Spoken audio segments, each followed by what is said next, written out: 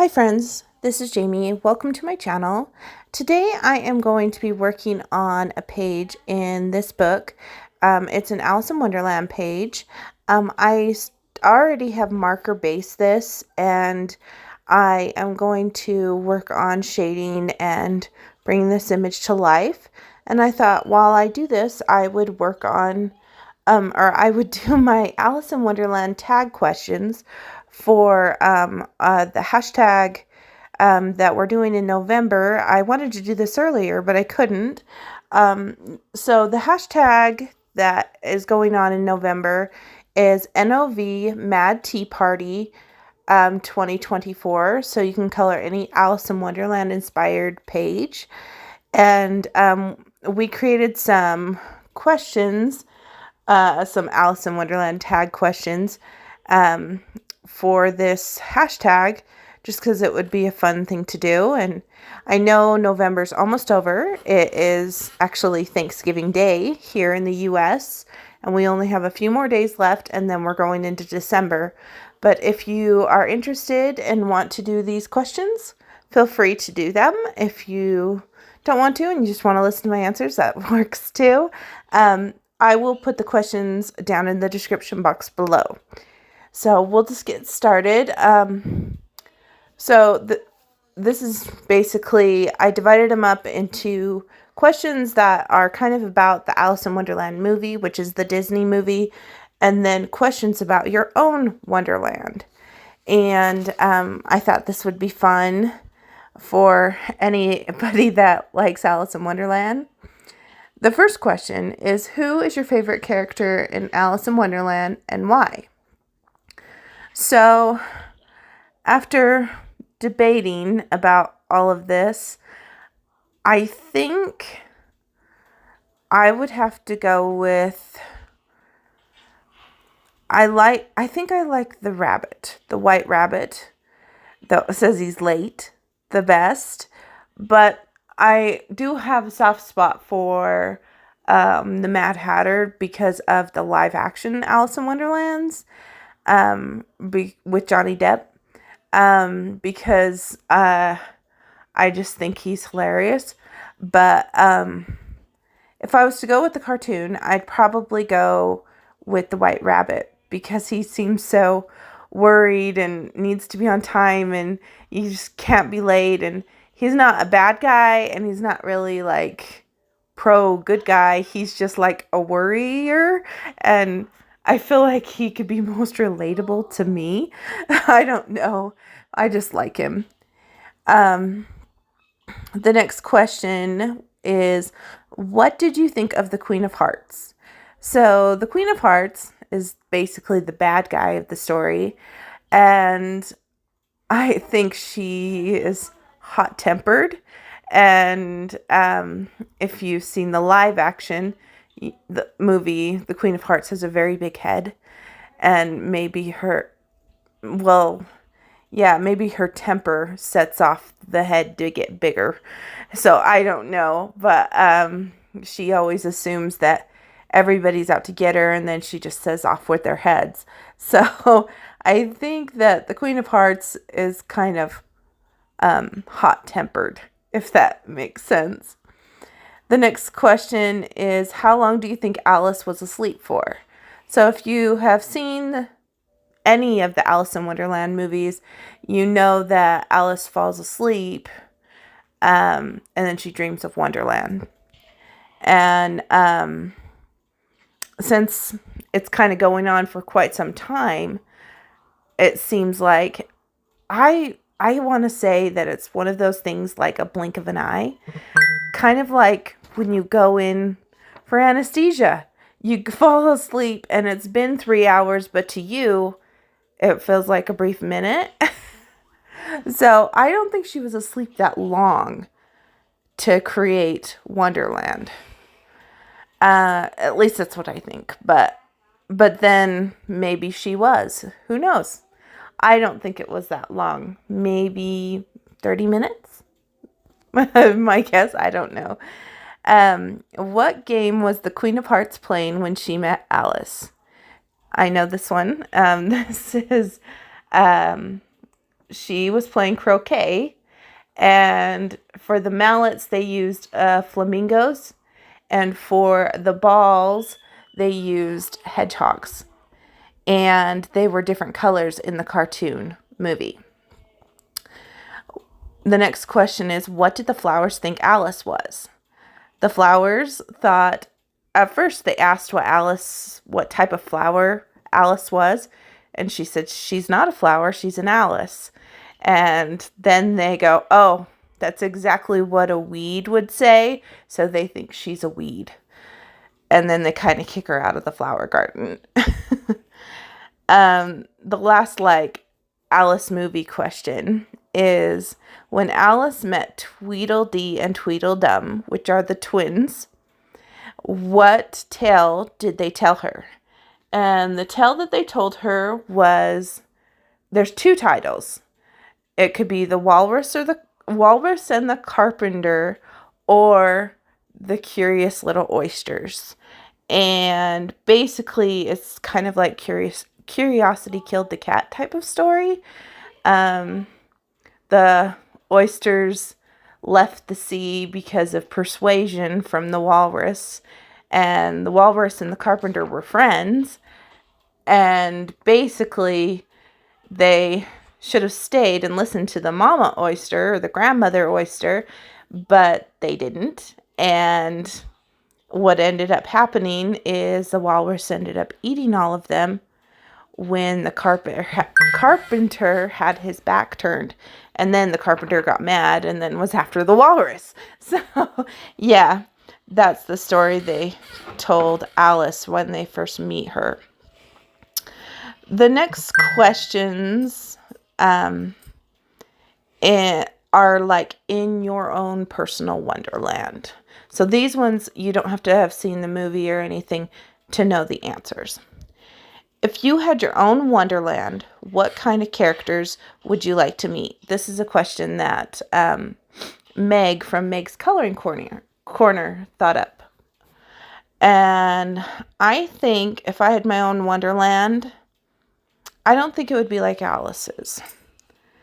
I think I would have things kind of like a little bit Harry Potter like wizards and magical elements and potions that could make you do things and different kind of things like that. And I think having all the magical creatures like on Fantastic Beasts would be really cool. And being able to get to know and see all these things.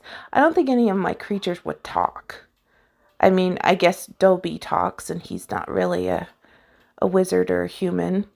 So I guess magical creatures like elves and trolls and stuff, they could talk, but I don't think the animals would talk. So yeah, I think my wonderland would be kind of like that.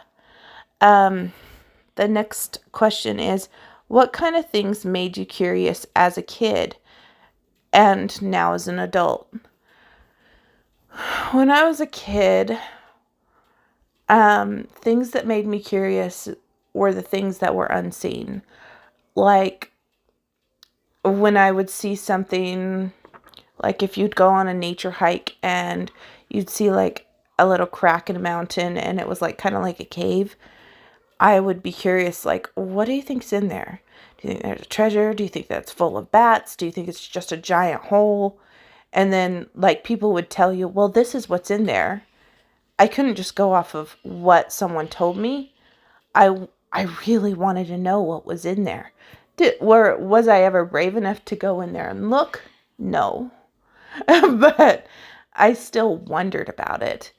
And, like, when I was really little, I was way into believing in Santa, and I would wait, and I was really curious about all of that and how Christmas worked and all that stuff. I mean, that would be a cool wonderland, a Christmas wonderland. But going back to the question at hand, just things that I couldn't see made me curious.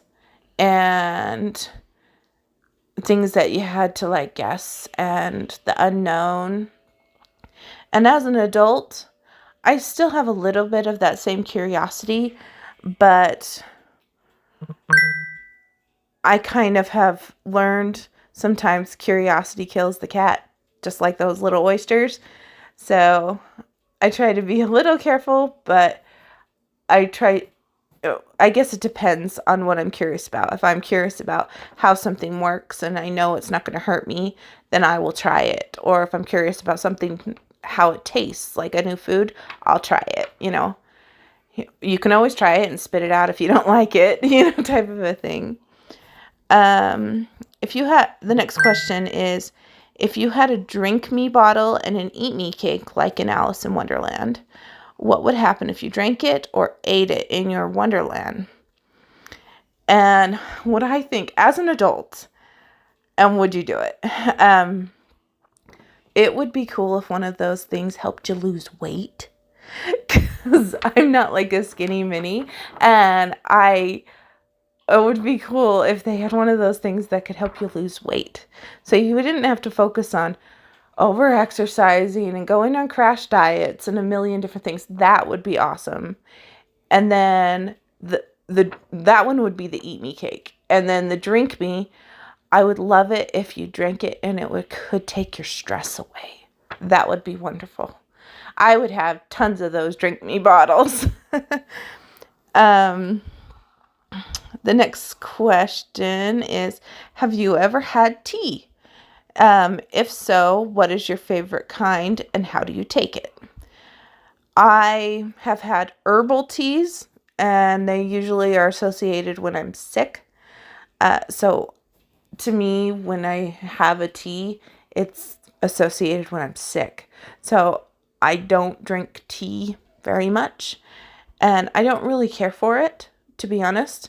If I'm going to have a hot beverage, I usually go for hot chocolate. And if I was to go for a hot chocolate, I usually like raspberry flavored hot chocolate or mint flavored hot chocolate.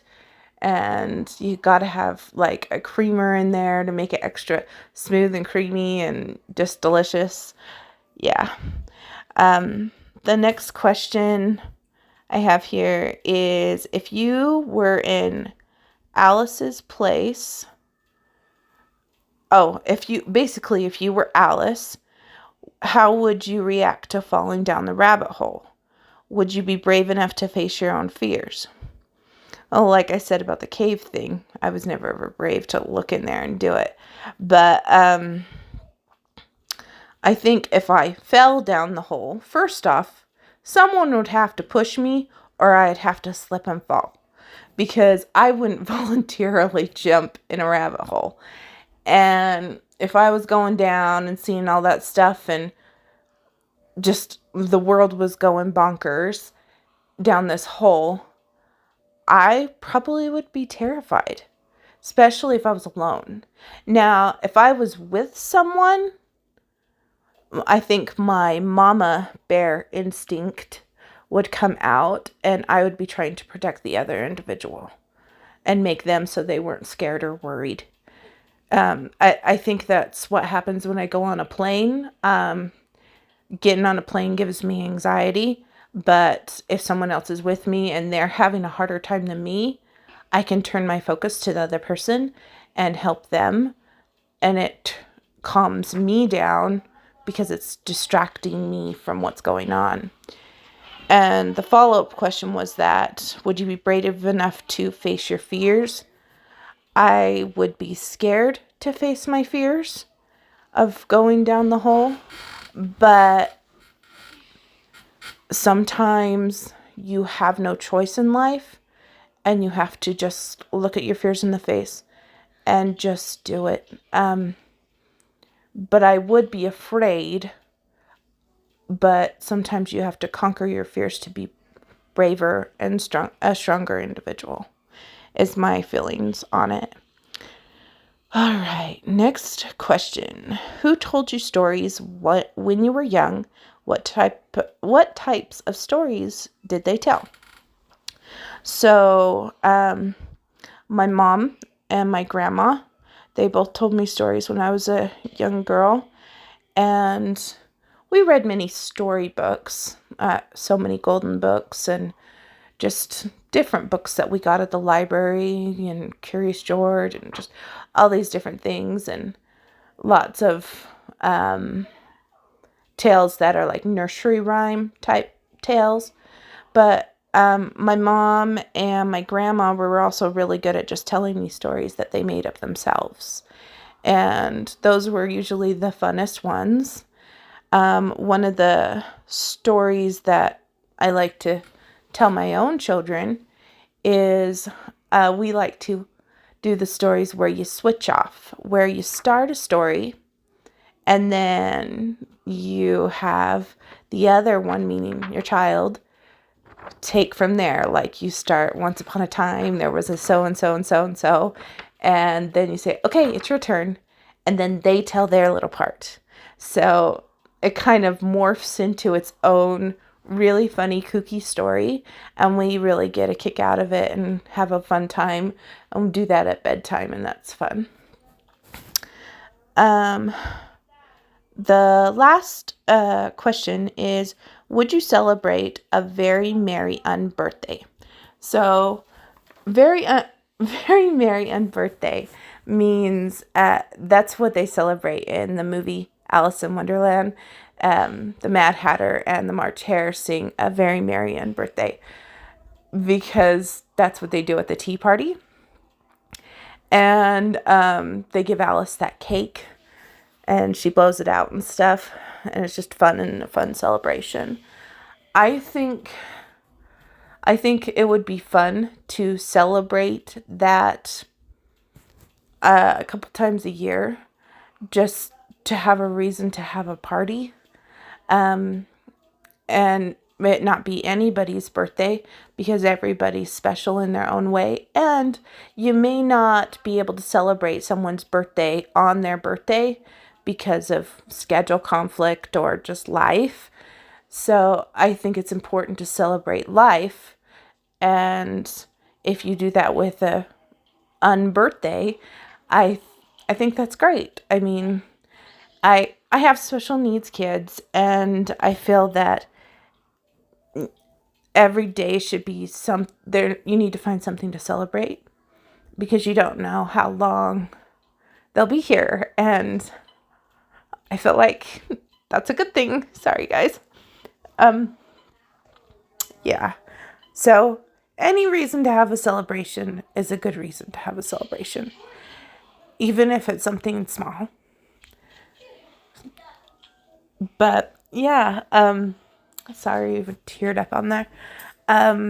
Today is Thanksgiving, and I just want to thank all of you guys for subscribing and sharing comments and being my friends through my coloring journey. I really appreciate it. I was looking back at some of my old coloring videos, and I can't believe that I bought my very first adult coloring book December 2018. And we're at almost December 2024. And it's been a long time, and my collection has grown. I've destashed, I've added, things like that. And I've learned a lot of different techniques from other color tubers, and learned different skill techniques from friends, and just the way people organize, the way people plan, the way they organize their supplies. By the way, I love when you guys do those art tours of your rooms, your coloring spaces and stuff. I think those are awesome videos. And I have made a lot of friends through this journey, and they are so supportive and just so sweet. And I just really appreciate what this hobby has brought to my life.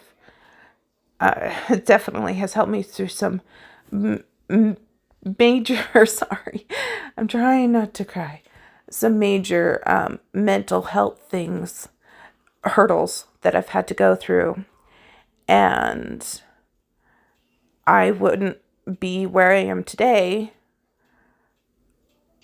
without going through this journey, because I've discovered things about myself that I never knew. And that's a good thing. So, if you are interested in doing the tag, please tag me and my fellow co-host, which is Megan from Meg's Coloring Corner, Julian at Art, and Doodle Robot. I know Doodle Robot answered these questions in a video as well. And I haven't seen anyone else do the tag, so if it runs into December and you still want to do the tag, I'd still love to see your video. And I hope you guys have a wonderful Thanksgiving and have a wonderful weekend. And I will see you guys next video. I probably will not be doing a finished pages for November because I only have a total, if I get this page that I'm working on done, I only have a total of 4 pages because of my surgery and recovery and everything. It made it kind of hard to sit at a coloring station. But I will probably combine the pages I did for November with December's. And if December's month is kind of rocky as well, you'll probably see the next completed pages video sometime in January. Maybe I'll do it in the middle of the month or something. We'll just have to play it by ear and see how things go. But yeah. And in this video, by the way, if you're wondering, if you've been watching, I am using Prismacolor pencils to shade over Ohuhu markers. And I used a metallic silver from Jelly Roll to do the little dots on her dress, because I wanted some kind of shiny element. And the texture on the grass portion is me doing a dotting technique with alcohol markers that I did prior to the video. So yeah, I hope you guys are having a great day. Thanks, guys.